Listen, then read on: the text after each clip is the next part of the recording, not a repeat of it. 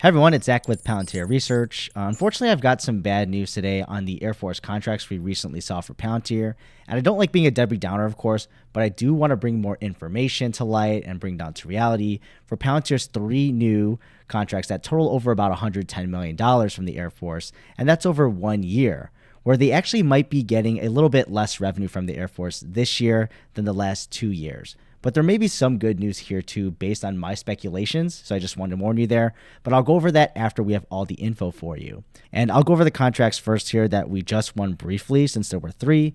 And they were all allotted separately because of their specific purposes, but they all fall under the Air Force. So first, they got this $54 million contract, which is to provide automatic data ingestion with data across the Department of the Air Force that continually push personnel, equipment, planning, health, and other readiness data sources into their common data foundation.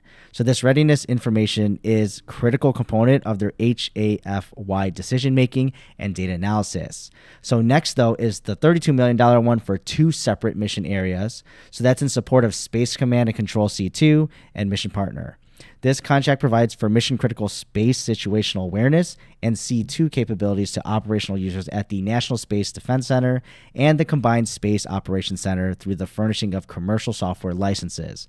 So this contract also provides for support to enable the platform to ingest special access program data. And the last one for $19 million is in support of the North American Aerospace Defense Command and the U.S. North Command. This contract provides for the Command and Control Center to ingest data into the platform from across functional and geographic domains to support ongoing planning and operations for joint all-domain command and control. So essentially, all 3 of these contracts do touch on similar things where they're trying to tie data, but they have to tie them to these specific kind of areas. So time for the bad news now that we know how much is allotted, which is probably around $50 to $60 million for 2023, since we're already at June, and then 2024 from these contracts. So that's just my assumption.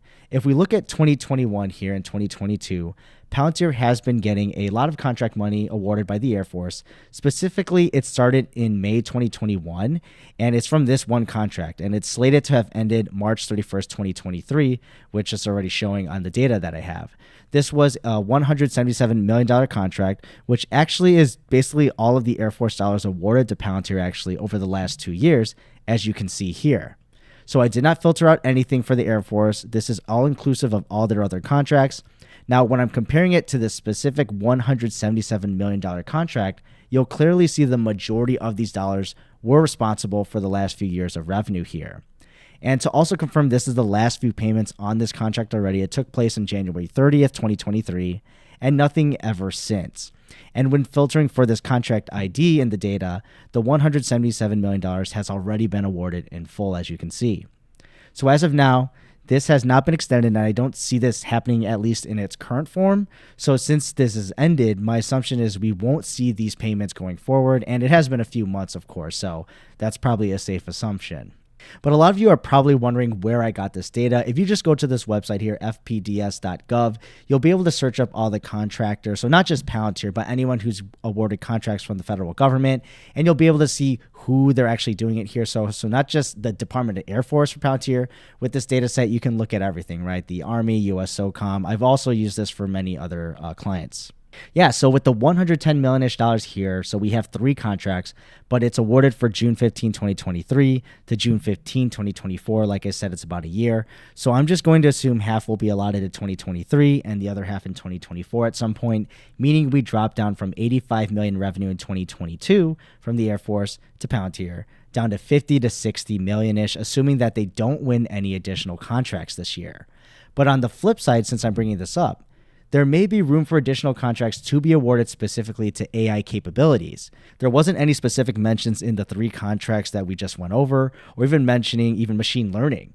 So just my speculation here, of course, just want to reiterate that. But these contracts could be covering the non-artificial intelligence side of stuff, possibly setting up a stronger foundation. And then this opens up a future opportunity for Palantir to be awarded AIP, to be awarded on top of this so that they can manage anything else now dealing with artificial intelligence. So obviously this sucks a lot in the short term. If you're just looking at the numbers, it's still great news because Palantir is continuing to provide value to the Air Force and they're building things for them because they still want them to do that. but it's not the expected SaaS kind of revenue when you're guaranteed to get a paid subscription and you can only raise the price on your customer, right?